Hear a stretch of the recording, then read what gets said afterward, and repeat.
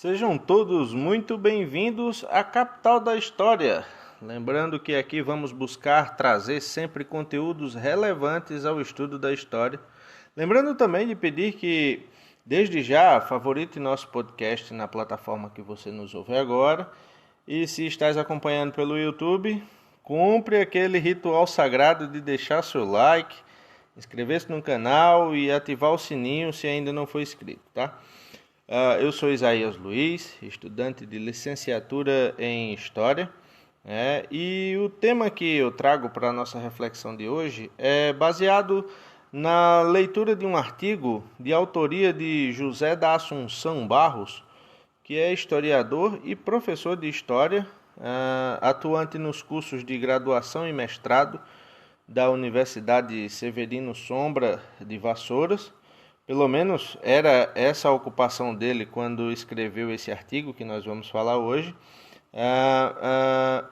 O professor Barros também é autor do livro O Campo da História, Especialidades e Abordagens, da editora Vozes, de 2004. Uma obra que traz para o leitor um panorama dos campos historiográficos em que se organiza a história hoje, esclarecendo em linguagem bem objetiva modalidades como a microhistória, a história cultural, história política, econômica, etc. E eu vou estar incluindo aí, para quem está acompanhando no YouTube, na descrição do vídeo, do podcast, onde a gente está gravando, o link para que você possa estar adquirindo essa obra, se você assim o quiser.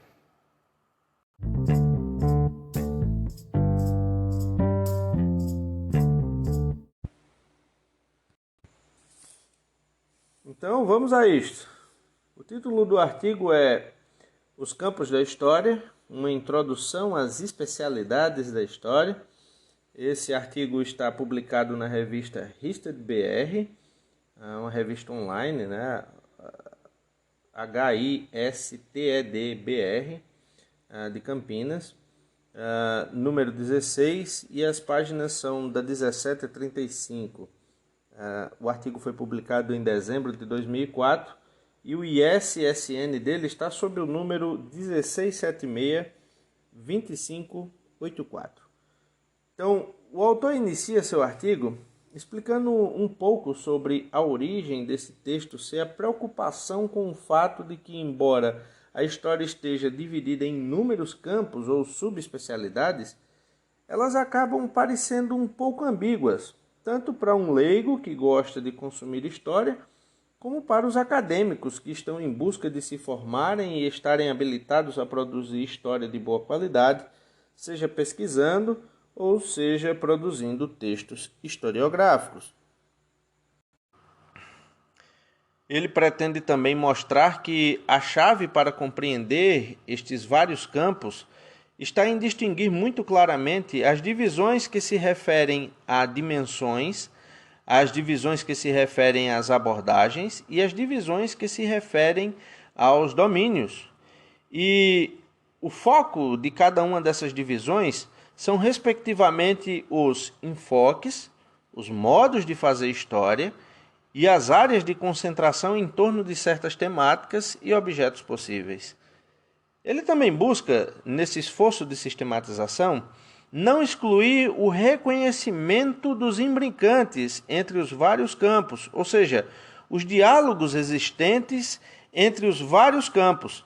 Na realidade, o leitor deste artigo verá a necessidade de um historiador que se dedica a um determinado campo da história buscar conhecer sempre sobre outros campos da própria história, como também de outras disciplinas.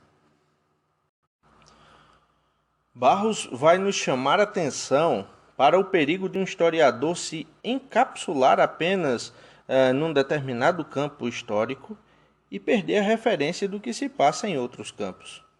E ele exemplifica, ele diz o seguinte, abre aspas, um historiador gramsciano que investiga exclusivamente a história da cultura, tomando por objeto a mulher da época do Brasil colonial, doravante pelo resto de sua vida, é só sobre isso que ele falará em conferências, em mesas redondas e em artigos para revistas especializadas, ao mesmo tempo em que zelosamente orientará teses de mestrado direcionadas para aspectos ainda mais específicos dentro desta conexão particular, que por acaso também constituirá o conteúdo fundamental de seu curso semestral na universidade em que trabalha.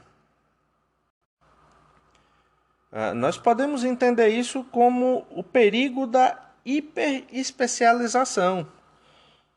Ele faz aí um paralelo entre a história e a física, por exemplo.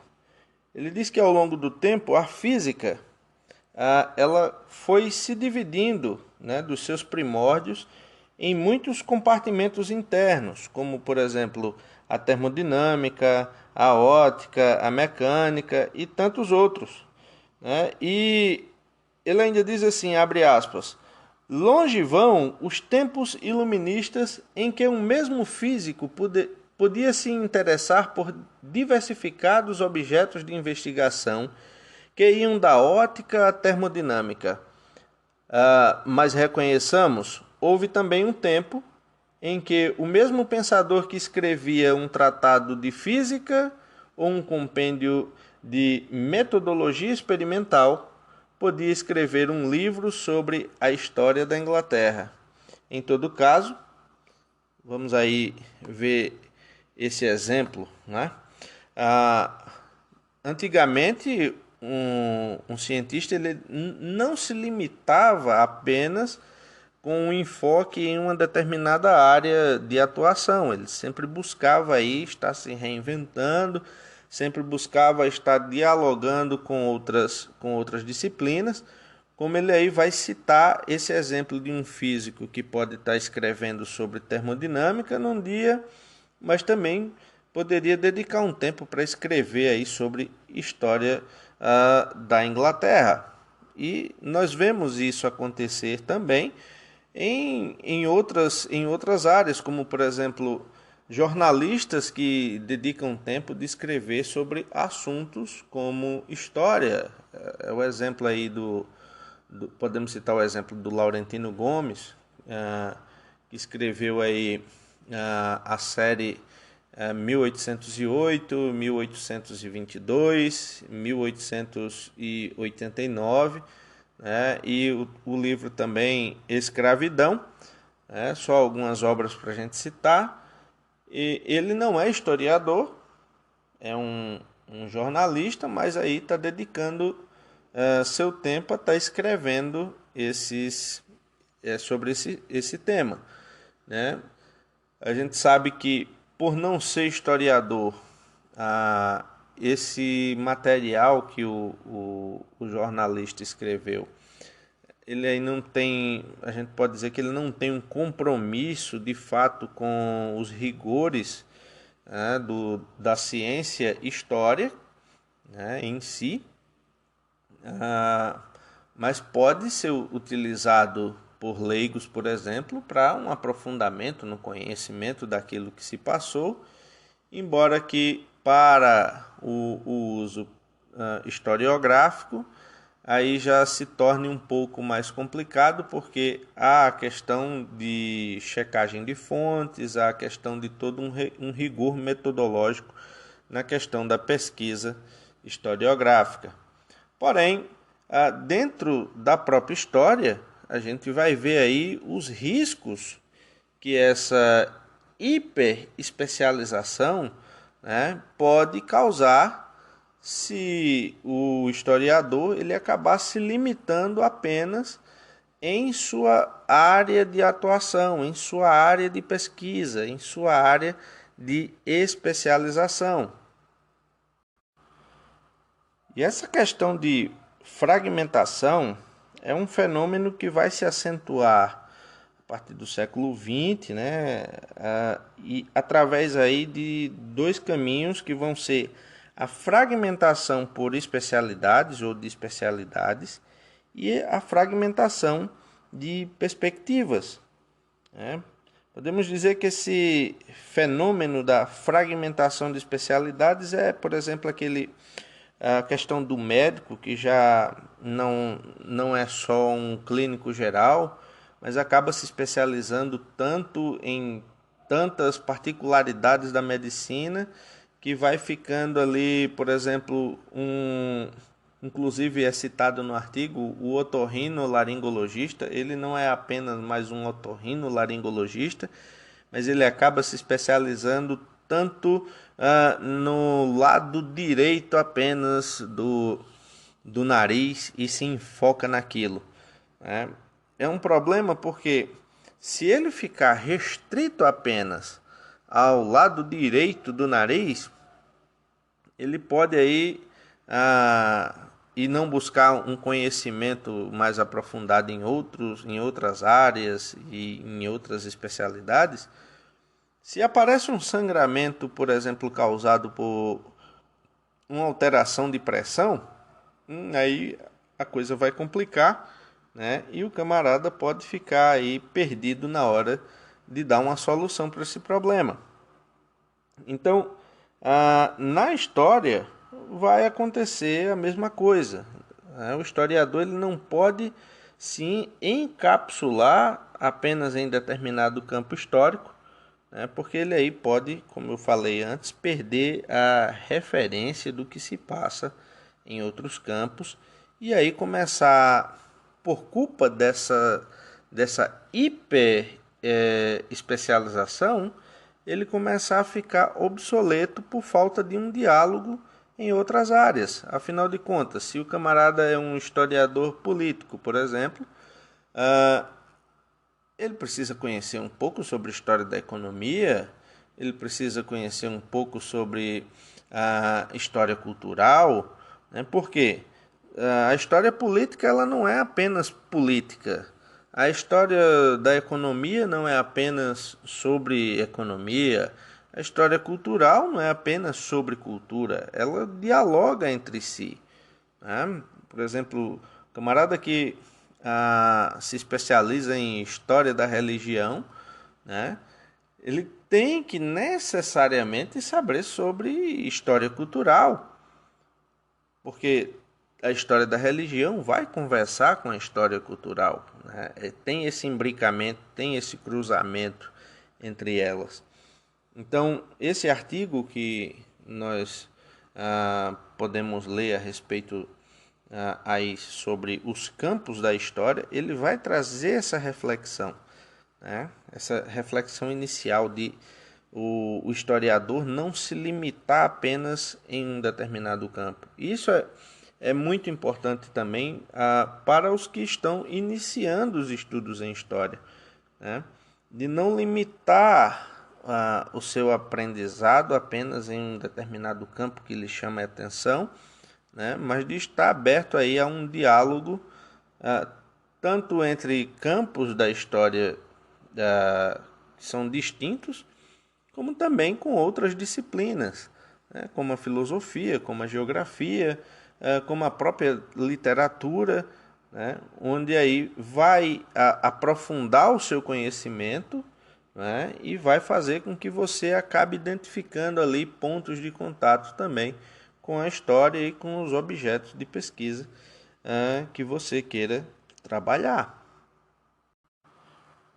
E sobre essa fragmentação de perspectiva, ele vai dar um exemplo nesse artigo sobre a própria história da arte, né? Ele vai dizer que a história da arte antes estava acostumada a um arrumado de maneira sucessiva dos acontecimentos, por exemplo, a arte gótica, e depois a arte renascentista, e depois a arte barroca, e por aí vai, a arte neoclássica e tal. Quando chega no século XX, vai haver aí uma partilha do campo das expressões artísticas, né, onde inúmeras tendências vão acontecer ao mesmo tempo, como o cubismo, o abstracionismo, o expressionismo, o neoclassicismo moderno, o realismo, o surrealismo. Então, todas essas subdivisões, elas não vão acontecer de maneira sucessivas. Primeiro vem um, depois o outro. Não, elas vão começar a a atuar de maneira contemporânea. O cubismo, o abstracionismo, o expressionismo, o neoclassicismo moderno, o realismo, o surrealismo e por aí vai. Todos eles vão partilharem da mesma época, mostrando que, abre aspas, os artistas modernos já não reconhecem mais um padrão de referência minimamente consensual. Então, nós podemos dizer aí que há uma fragmentação também de perspectivas, não apenas da questão das especialidades, mas também de perspectiva. Abrindo aspas novamente para Barros, ele diz: munidos deste alerta, tentaremos compreender a seguir os vários compartimentos em que a historiografia parece hoje se dividir. Não importa a que enfoque o historiador se dedique ou esteja mais habituado, dificilmente ele poderá alcançar um sucesso pleno no seu ofício se não conhecer todos os outros enfoques possíveis. Talvez para conectá-los em determinadas oportunidades, talvez para compor com algum deles o seu próprio campo complexo de subespecialidades, ou talvez simplesmente para perceber que a história é sempre múltipla, mesmo que haja a possibilidade de examiná-la de perspectivas específicas.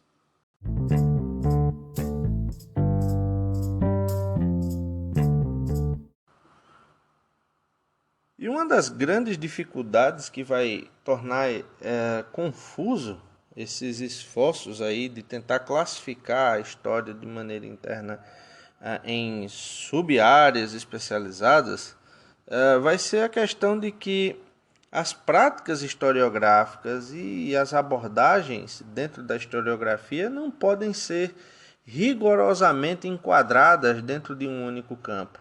É aquilo que a gente já falou um pouco atrás, onde a pessoa que fala, que estuda sobre política, da historiografia política, não necessariamente ela tem que se focar apenas em política, mas ela vai ter que entender também de economia, vai ter que entender também de questões culturais. Então, a verdade é que não existe, de fato, algo que seja exclusivamente econômico, ou que seja exclusivamente político, ou que seja exclusivamente cultural. Todas as dimensões da realidade social acabam interagindo, de alguma maneira. Então, essa história de acabar tentando classificar de maneira muito, podemos dizer assim, muito bitolada, as questões históricas em sub-áreas,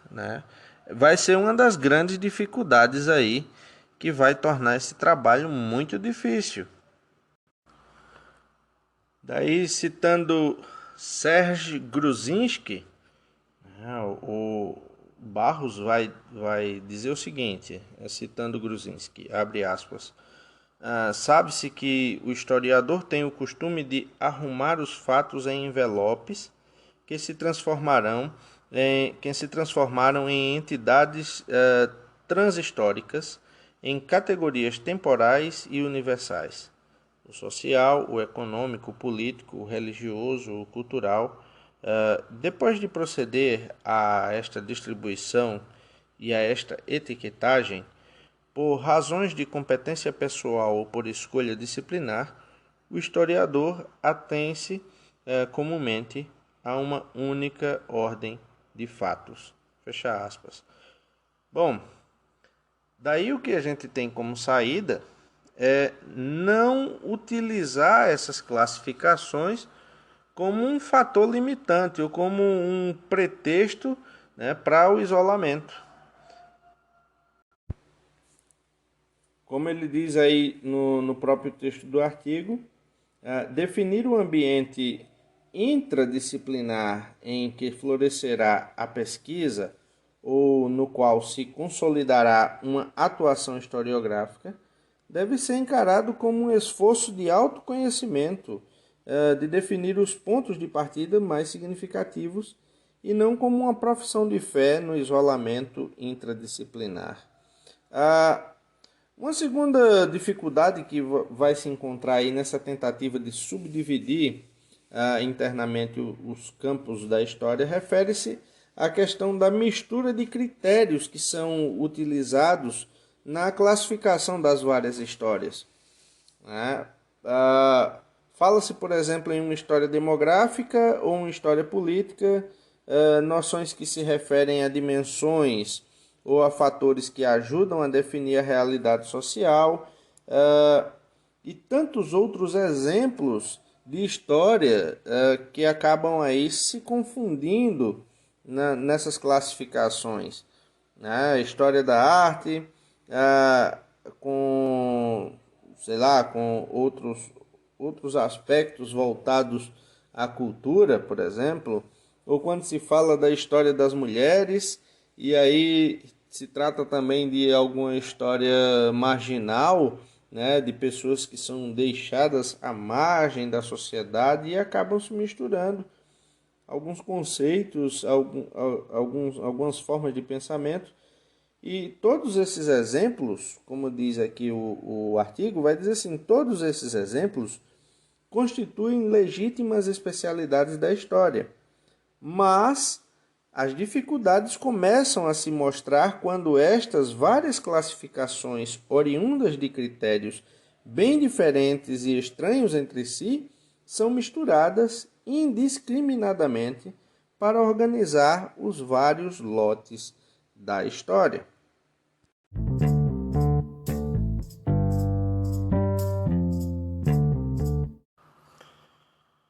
Bem, e encerrando aqui o nosso episódio de hoje, podemos dizer que o restante do artigo em questão, ele vai trazer aí vários exemplos de aplicações práticas desses diálogos entre as diversas especializações da história e vai mostrar por meio de gráficos e por meio de práticas como essas disciplinas acabam conversando, entre si.